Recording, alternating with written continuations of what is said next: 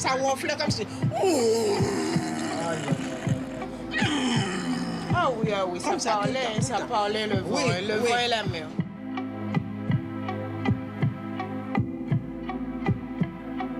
On était à 9 dans un WC pendant 5 heures. Voilà. Dans un WC, il n'y avait plus de toit, il n'y avait plus rien, juste le WC.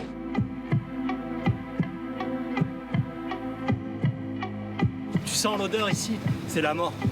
C'est fini, il n'y a plus rien. Fuyez.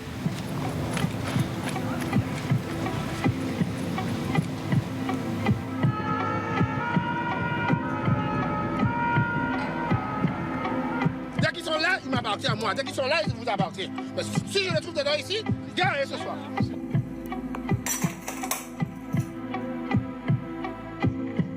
Les flics ne veulent pas nous protéger. Moi, je veux protéger ma famille. Ça, c'est clair et net.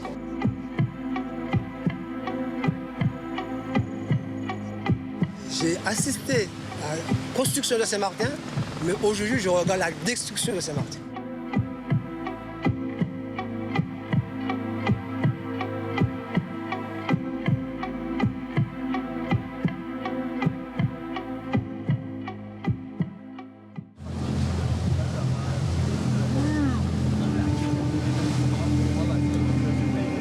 Dernières heures de repos avant le début de la mission.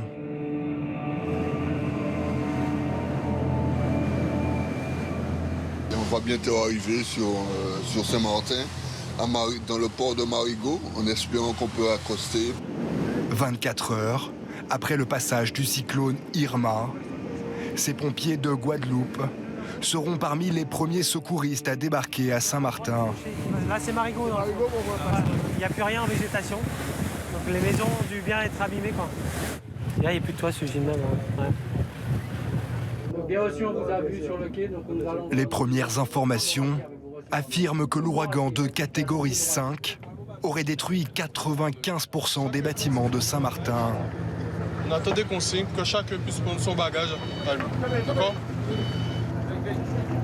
Et depuis, l'île serait la proie de dangereux pilleurs.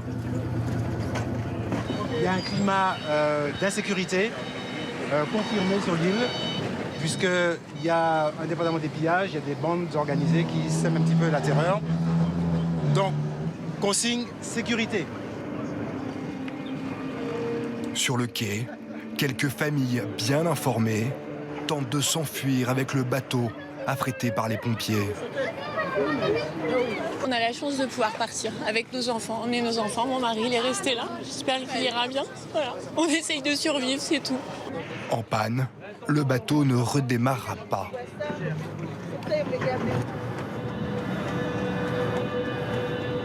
Si les bâtiments en béton ont pour la plupart résisté, Irma et ses rafales de vent à 360 km/h ont fait énormément de dégâts.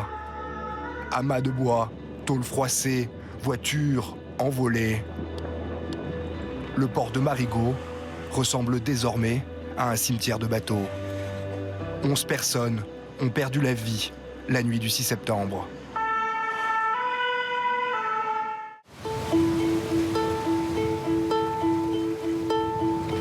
Sandy Ground, un banc de sable situé entre la mer et le lagon, est l'un des quartiers les plus touchés de l'île.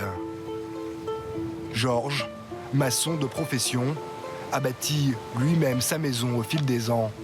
J'habite ici. J'habite ici à Saint-Martin. Ça fait 46 ans que j'habite à Saint-Martin. Donc, dans notre quartier. Donc, nous habitons au côté de la mer. Mais c'est la première fois que moi, j'ai vécu un cyclone aussi violent. En 1995, après le cyclone Louis, déjà à catégorie 5, Georges a construit cette digue. Elle a sauvé sa famille la nuit d'Irma. Je vais vous montrer les dégâts que le bateau a fait en fait. L'eau a commencé à s'engouffrer. En fait, c'était même plus des vagues de 10 à 15 mètres, c'était plus que ça puisque les vagues passaient au-dessus de la maison. Un bateau de 30 mètres s'est fracassé sur la digue avant de s'échouer contre la maison du voisin, absent cette nuit-là. Le mât tapait directement sur le toit. Et c'était effrayant, ça vibrait, ça faisait des bruits assourdissants, c'était effrayant. Merci Seigneur quoi, que nous sommes en vie et je pense que Irma va marquer Saint-Martin à vie. À vie.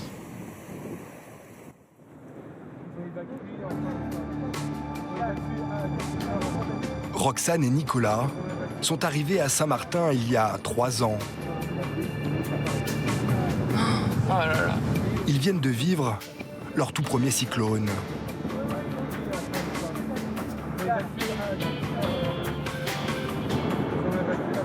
La nuit, en fait, tu te cales feu au fur et à mesure de la peur.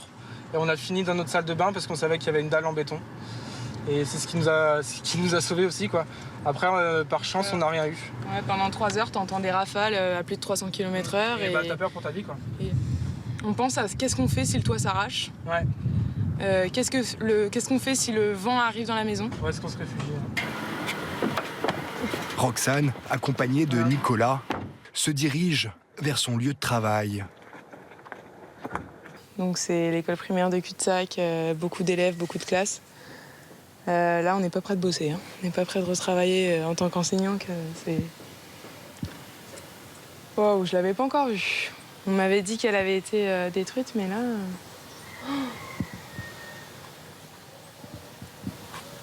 Voilà. Leur rêve de paradis s'est transformé en cauchemar. Pour l'instant, on n'arrive même pas à se projeter à moyen terme. On n'est que sur du court terme, à nourriture, électricité, sécurité...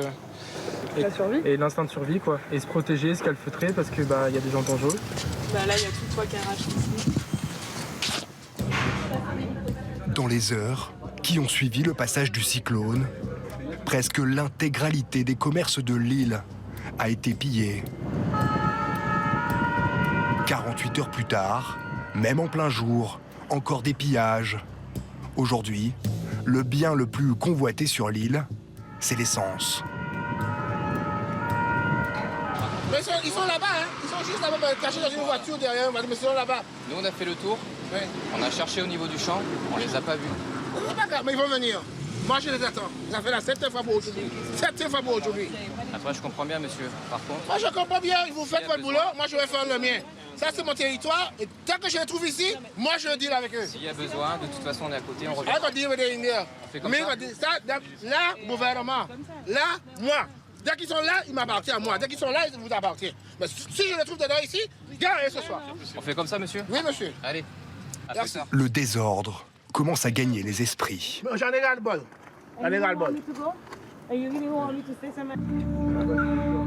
Et déjà, on annonce un nouveau cyclone. Son nom, José.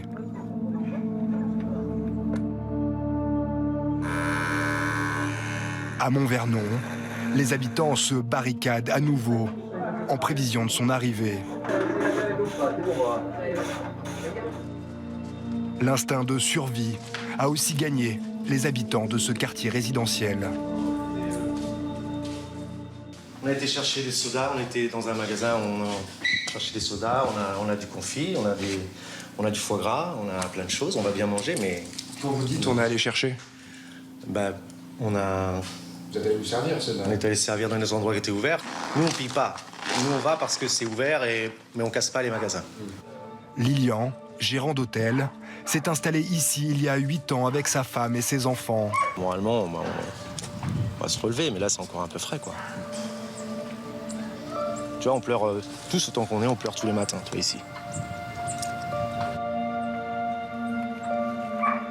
Tous les jours, en fin d'après-midi, les voisins du quartier se retrouvent pour organiser la survie du groupe. Le commandant de gendarmerie, qui à mon avis est là pour apaiser la population, il dit que lui, le cyclone, il va passer au-dessus. Maintenant, le commandant des pompiers dit que il est catégorie 4, qui risque de passer catégorie 5 et qui risque de passer sur nous, ou très près. Ça fait peur, donc. Mais c'est même pas si c'est un classe 4 ou un classe 5, on l'a déjà vécu. Si on en prend deux, on en prend deux. Ce qui fait peur, c'est l'insécurité et les épidémies derrière. Bon, il va falloir les nourrir, les filles.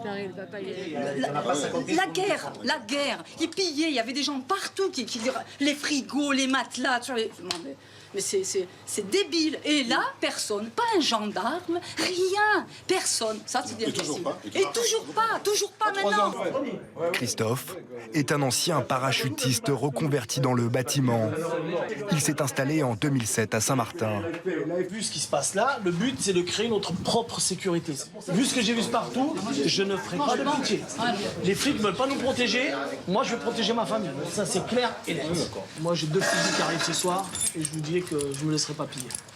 On peut tirer en l'air aussi. Moi franchement je tirerai pas. Je dis franchement moi je tirerai pas. Mais je tirerai pas sur le premier venu, on est d'accord? Se défendre ou fuir. Allez-y, madame. Madame derrière aussi. Tous les jours, ils sont des centaines à tenter leur chance devant l'aéroport de Grand Case. Bon, on attend qu'on soit appelé, on a des numéros, on a dû attendre dans la petite cabine à côté. Et voilà, et on attend qu'on soit appelé. Mais d'abord, c'est les bébés et les femmes en premier. Quel âge il a le petit? 13 mois. 13 mois. Venez vers moi. C'est lamentable, il y a défection d'État. La ministre, qu'elle raconte sur les ondes, c'est de l'intox. Ce qui est dangereux, c'est qu'effectivement, les gens commencent à avoir faim. Et où on est, nous, on n'a que de l'eau. Donc là, ça devient grave, c'est très grave. Madame, bonjour. Bonjour. Je suis Annick Girardin. Annick Girardin, la ministre de l'Outre-mer dépêchée sur place, tente tant bien que mal de calmer la population et démentir les très nombreuses rumeurs qui circulent sur l'île. Qui a pu prendre l'avion. Mais ce qu'elle dit, c'est qu'en fait, il n'y a que les femmes européennes, que les blanches, qui pouvaient monter dans l'avion. Je trouve ça quand même inadmissible. Ça m'étonnerait. Écoutez, c'est pas les dans ordres qui ont l'avion, été donnés. Qu'est-ce que c'est que cette angoisse qu'il y a là en ce moment? C'est d'être sur une île où on est totalement prisonnier. Donc cette angoisse-là, parce qu'il n'y a pas d'aller-retour pour emmener tout le monde là où il a envie d'aller, elle est prégnante. Et quand le pont aérien va se réouvrir, quand la voie maritime va se réouvrir pour les passagers, j'entends, eh bien, ce sera différent. On pourra partir ou revenir quand on voudra. Et ça, vous verrez qu'il y a des gens à ce moment-là qui feront le choix de la reconstruction du territoire. D'accord. Parce que tout le monde me dit que... C'est pas un plomb après au niveau des braises? À Montvernon, toujours privé d'électricité, le dîner se fera en groupe. Du poulet et de la dinde. Oh, mais qu'on n'a pas... Donc là, on fait tous les produits frais qui sont en train de se périmer. Tout ce qu'on a volé. Tout ce qu'on nous a donné. On va devoir jeter après ça. Ce qui est dur, c'est l'électricité. Il y a pire. Notre maison, elle a bien tenu, donc ça va. Après, avec les moyens du bord. On se prend un peu dans Koh-Lanta quand même. On a vu des gars qui rôdaient un peu. Pendant ce temps-là, Yves, lui, débute sa patrouille. Yves vit ici depuis 30 ans. Il connaît l'île et son histoire sur le bout des doigts. C'est fermé. Il est kiné et propriétaire d'un club de plongée situé dans la partie hollandaise de l'île. On n'a pas trop le droit en fait. Mais bon, on s'en fout. C'est quoi?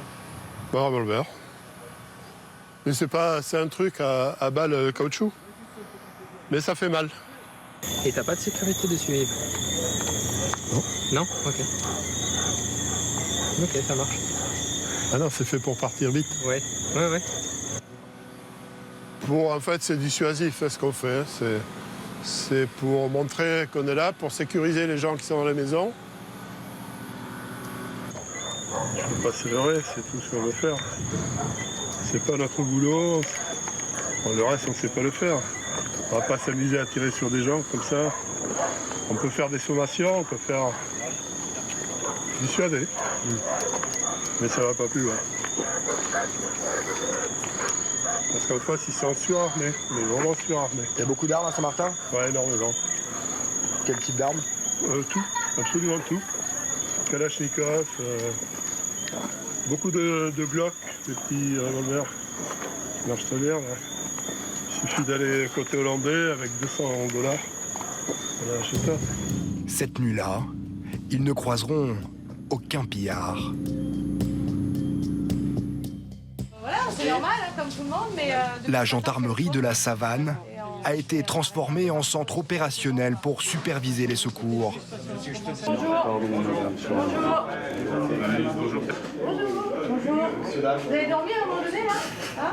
Hier soir, quand je suis partie, vous étiez assis exactement à la place. Militaires, pompiers, gendarmes, toutes les forces déployées sur l'île sont coordonnées depuis ce bâtiment. Qu'est-ce qui peut me faire un point météo sur le passage du cyclone?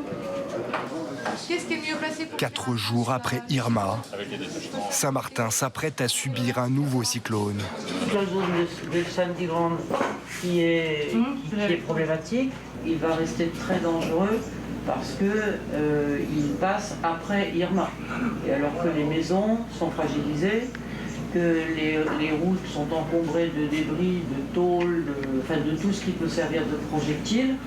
Donc tout ça est extrêmement dangereux. On termine les distributions à 12h et moi ce que je vous propose c'est de passer en violet, c'est-à-dire en confinement absolu, à 13h.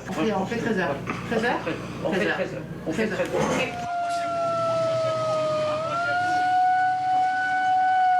Vous m'entendez?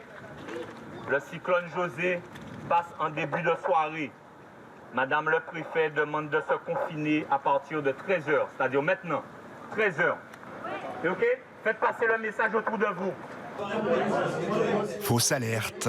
Au dernier moment, l'ouragan a changé de trajectoire. Le cyclone il est complètement remonté au nord. Ouais, ça. On a plus rien. On a juste quelques vents et quelques pluies, mais pratiquement rien.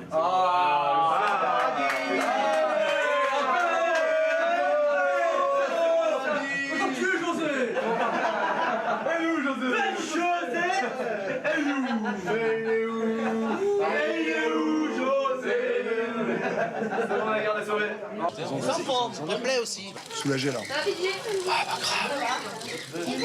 On va passer à l'étape, on espère, reconstruction, en espérant qu'il n'y en ait pas un qui parte du Cap-Vert et qui vienne encore nous attaquer.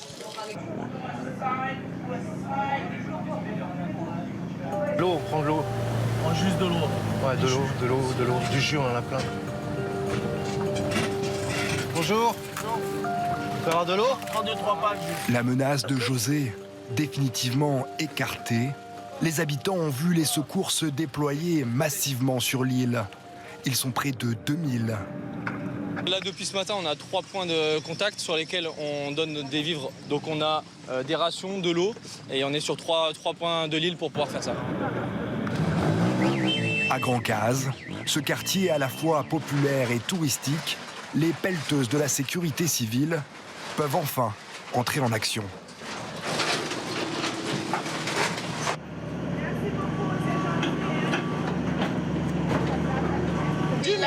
On aura l'accès pour sortir. On est comme des prisonniers là. Hein? Avec tout ça de tôle, on risque de se faire blesser, alors on préfère rester à la maison.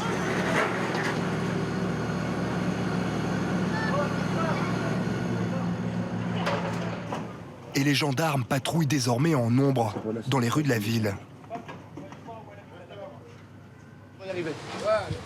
L'électricité, elle arrive bientôt. Ok? D'accord. Là, ça arrive. Je sais pas. Donc on a ça, tout va bien, les messieurs. On ne va jamais se mentir, ok? On se dira tout le temps la vérité, ok? Donc je ne sais pas quand. Il n'y a pas de date. Les dates, c'est compliqué. La nourriture, il y a des bateaux qui arrivent. La France, elle est très solidaire. De l'eau, de la bouffe, il y en aura, on n'en manquera pas. On n'en manquera pas, je vous le jure. Ok? Mais on a besoin de vous. Et on a besoin que vous ne fassiez pas de bêtises. Ok? On arrête les bêtises et on cède. Et c'est comme ça qu'on va s'en sortir. S'en sortir, malgré les efforts déployés, les habitants de Grand-Case en doutent encore. On n'est à rien. On n'a pas de travail maintenant parce que tout est catastrophique, tout est cassé. Il n'y a pas de tourisme parce que nous, on vivait sur le tourisme et il n'y a plus de ça maintenant. Tout est cassé, comment on va faire? Comment on va faire? On ne sait pas comment on va faire. On ne sait pas comment on va sortir. C'est très, très, très dur maintenant pour nous.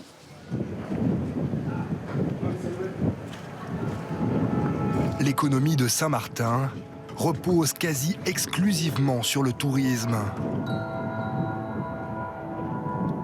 Les sites les plus prisés, comme la baie orientale, ont été les plus dévastés par le cyclone.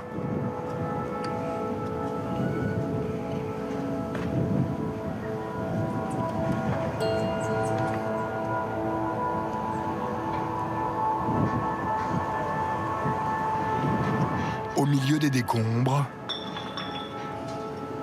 une maison brûle. Quelques touristes encore présents prêtent main forte aux pompiers.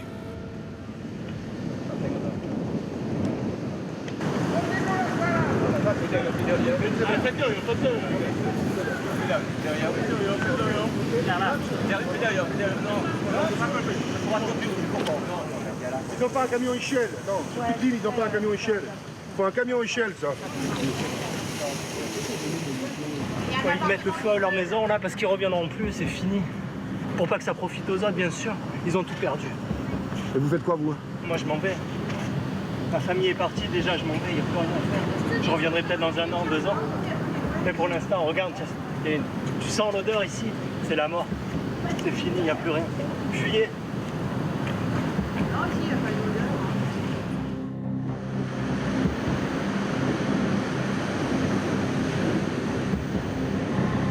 Ici, ils sont nombreux à avoir tout perdu.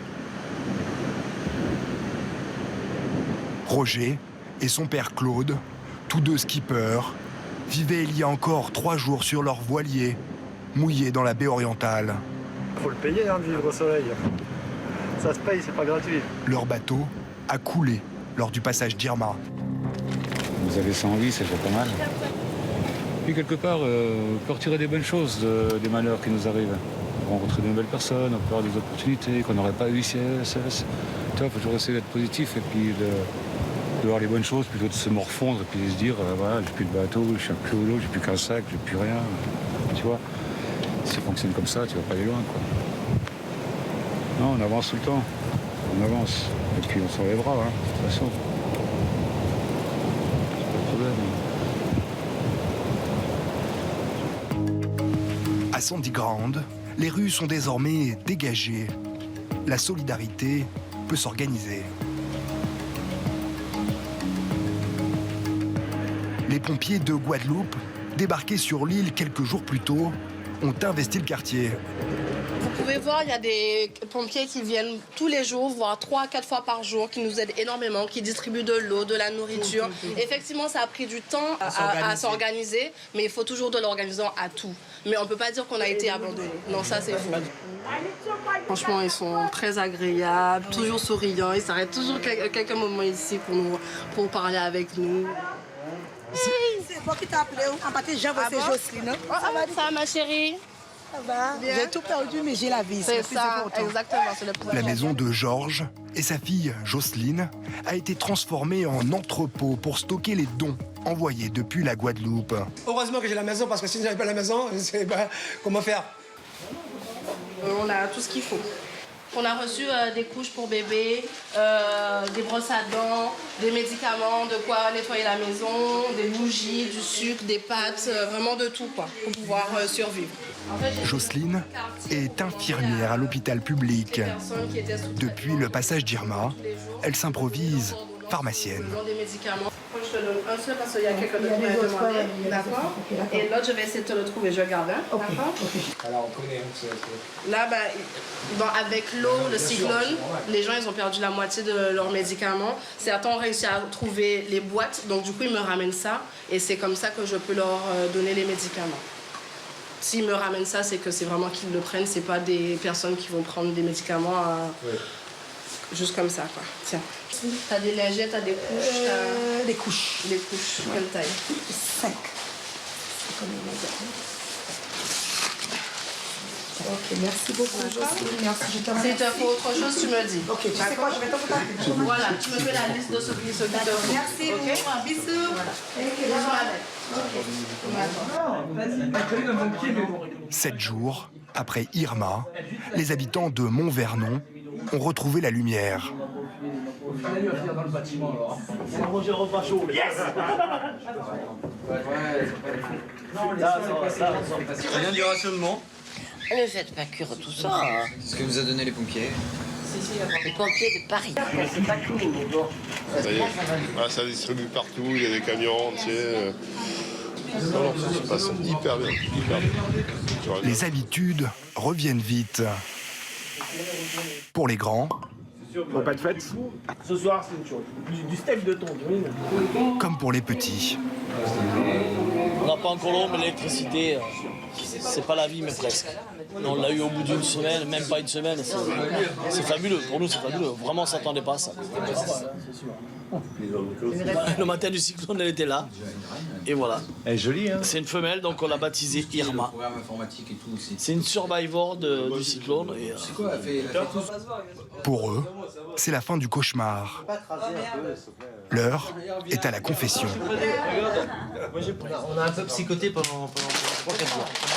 Pendant 3-4 jours, on a un peu pour nous, psychoté. on allait rester un mois, voire peut-être plus, sans rapprovisionnement. On est juste en train de se dire que nous aussi on s'est pris au truc et qu'on a dit nous aussi on va aller chercher à manger ou à boire. Après, c'est vrai que si on avait eu les informations du ravitaillement, tout ça, jamais de la vie. Mais jamais de la vie, je serais rentré dedans. Mais à ce moment-là, t'es en état de survie. Nous, à la base, on a dit, ce qui n'est pas normal, en fait, c'est qu'il n'y ait pas en fait, la collectivité. À Sandy Ground, toujours pas d'électricité. On comprend ça, hein, parce que la situation est difficile, on ne peut pas servir tout le monde. Donc il faut attendre notre tour. On attend, on est patient. Le mot de l'ordre, c'est être patient dans la vie. À la lampe torche, Jocelyne organise la livraison des vivres aux habitants de son quartier. Moi, je pensais pas que ça aurait tant d'ampleur, en fait. Je pensais que ça allait être juste les voisins, mais en fait, quand c'est vraiment tout Sandy Ground, et voilà, c'est beaucoup de logistique, beaucoup d'organisation. Là, il va livrer 17 packs d'eau pour toute une famille. Hein?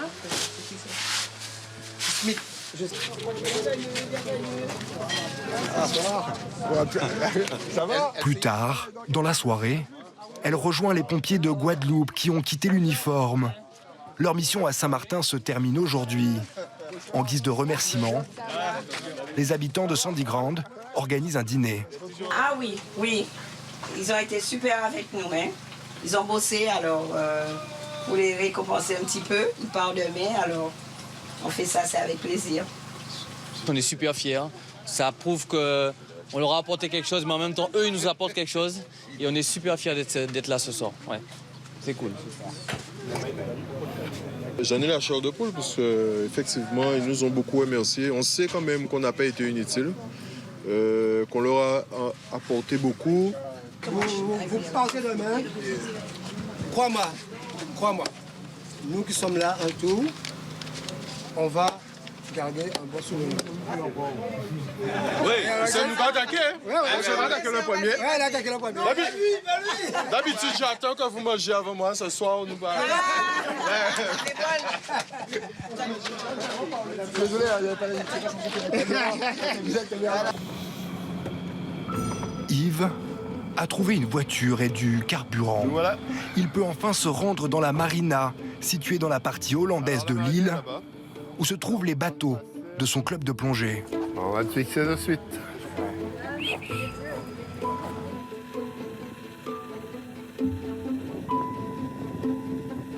Bien, je les vois pas. Hein. Je sais pas où ils sont. Un bateau de 15 mètres, ça disparaît pas comme ça. Ça, c'est pas moi. Ça non plus. C'est fou, quoi. Alors, si les assureurs me demandent où sont les bateaux, je vais leur dire, bah, ils sont volés.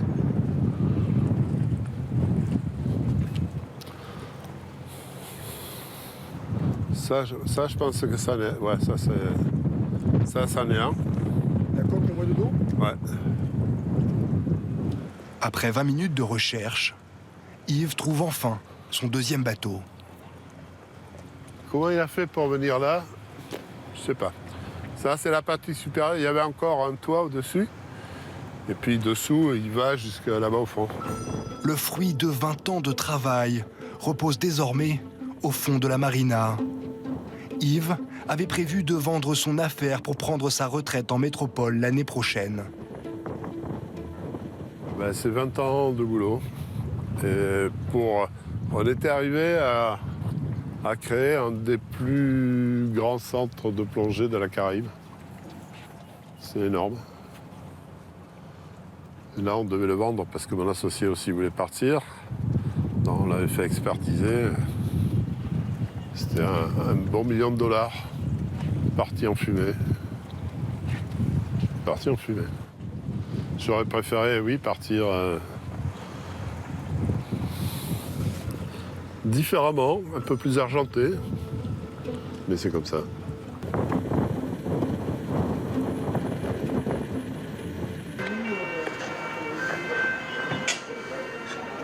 Lilian, désormais inséparable de sa tribu, va déblayer son hôtel.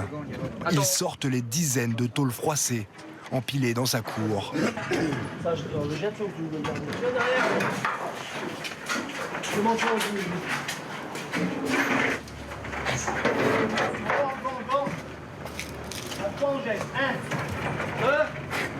Lilian peut désormais penser à l'avenir. Aïe, putain. Là, le cyclone, il a poussé ça.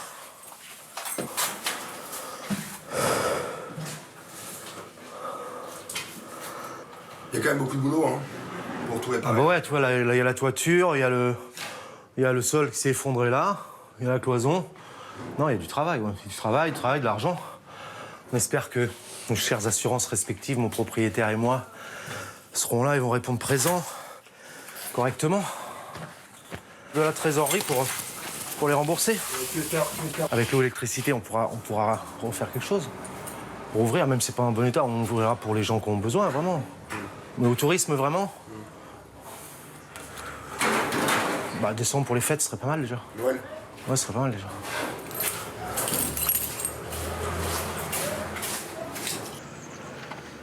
Vous n'allez pas partir, vous deux, hein? Non. L'île nous a donné beaucoup, on va lui rendre ce qu'elle nous a donné.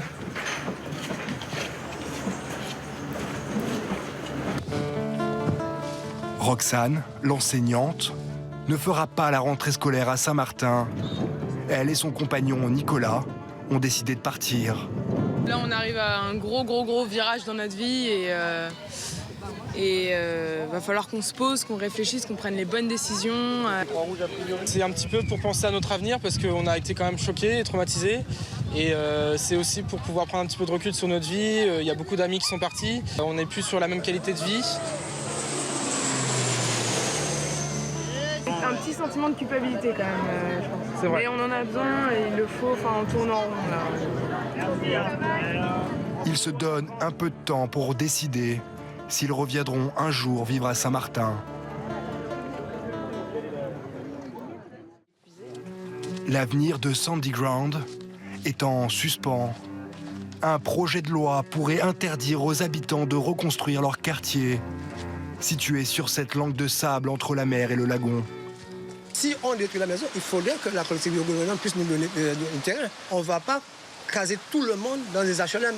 Les cages, comme je le disais, dans les cages à poules, dans les HLM. Comment se fait-il qu'on puisse donner un permis de construire à des hôtels qui sont sous la plage? Après ça, ils vont dire que vous n'avez pas le droit de la plage? Ça, je me pose la question. Soit qu'il y a une loi française qui est respectée ou non. Donc, pour tous. Donc s'il y a la loi, il faut que la loi soit pour tous. Une loi pour tous.